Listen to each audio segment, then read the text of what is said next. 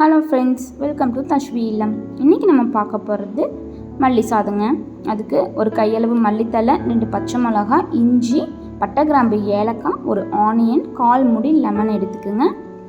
கொஞ்சமாக கடலைப்பருப்பு, கொஞ்சம் முந்திரி பருப்பையும் எடுத்துக்குங்க. ஒரு மிக்சி ஜாரில் ஒரு கையளவு மல்லித்தலை, 1 இன்ச்சு இஞ்சி, காரத்துக்கு தகுந்த மாதிரி பச்சை மிளகாய், நான் 2 பச்சை மிளகாய் ஆட் பண்ணுறேங்க. கொஞ்சமாக குறைன்னு அரைச்சதுக்கப்புறம் லைட்டாக தண்ணி சேர்த்து நல்லா பேஸ்ட் மாதிரி அரைச்சி எடுத்துக்குங்க.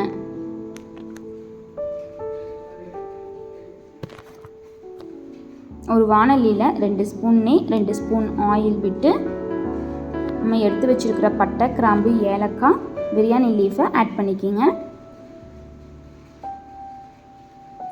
1 ஸ்பூன் கடலைப்பருப்பு. ஃப்ளேம் கண்டிப்பாக சிம்மில் தாங்க இருக்கணும். கடலைப்பருப்பு பாதி பொரிஞ்சதும் 1-2 ஆப்பில் போல் உடச்சி வச்சுருக்கிற முந்திரி பருப்பையும் ஆட் பண்ணிக்கிங்க. முந்திரி பருப்பு லைட்டாக கலர் சேஞ்ச் ஆனதுக்கப்புறம் ஸ்லைஸாக கட் பண்ணி வச்சுருக்கிற ஆனியனையும் ஆட் பண்ணிக்கிங்க.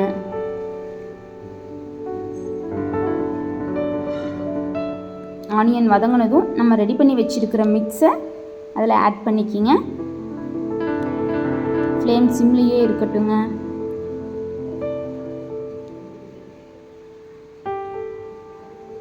அதில் இருக்கிற தண்ணி நல்லா ட்ரை ஆகி ஆயில் தனியாக பிரிஞ்சு வர்ற வரைக்கும் வதக்குங்க.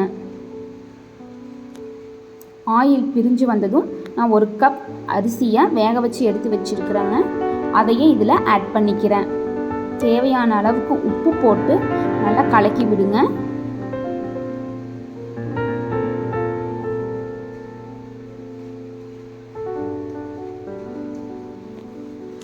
ஒரு 10 drops லெமனை ஆட் பண்ணிக்கிங்க. ஒரு பெரட்டி நெய் சேர்த்தி எடுத்து டிஃபன் பாக்ஸில் போட்டு கொடுத்து விட்டால் குட்டீஸ்க்கு நல்லா விரும்பி சாப்பிட்டு வருவாங்க. நம்மளோட அருமையான டிஃபன் பாக்ஸ் ரெசிபி மல்லி சாதம் ரெடி. இதை மார்னிங் பிரேக்ஃபாஸ்ட், மதியம் லஞ்ச், நைட்டு டின்னராகவும் சாப்பிட்லாங்க. சூப்பராக இருக்கும்.